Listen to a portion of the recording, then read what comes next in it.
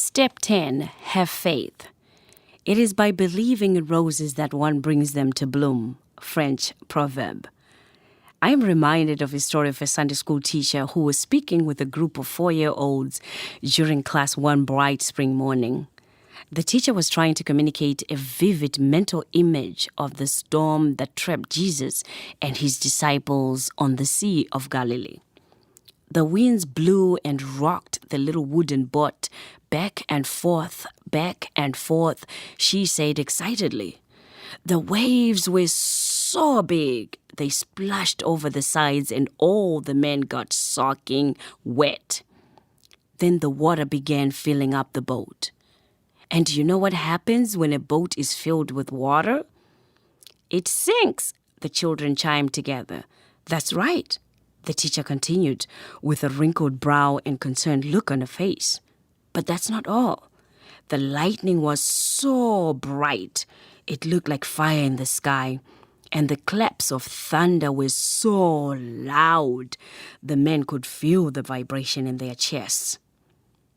After painting the picture of impending doom and thinking this would have the preschoolers more than a little worried about the fate of the man trapped in the storm, she asked, "Now, if you were in a tiny boat like that, caught in such a terrible storm, wouldn't you be afraid?"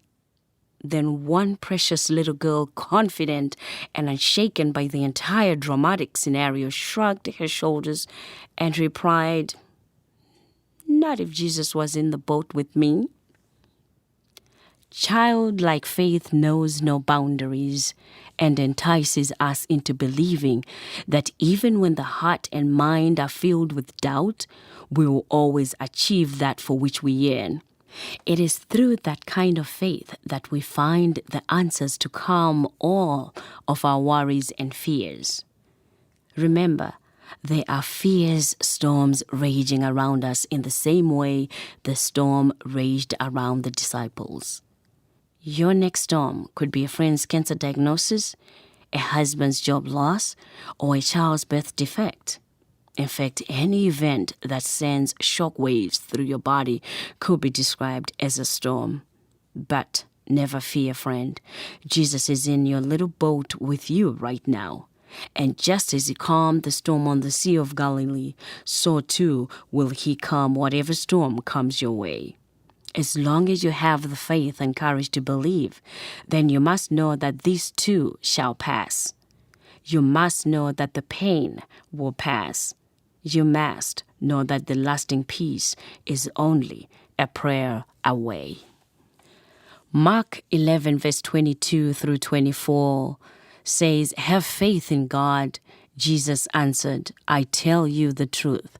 If anyone says to this mountain, 'Go, throw yourself into the sea,' and does not doubt in his heart, but believes that what he says will happen, it will be done for him. Therefore, I tell you, whatever you ask for in prayer, believe that you have received it, and it will be yours."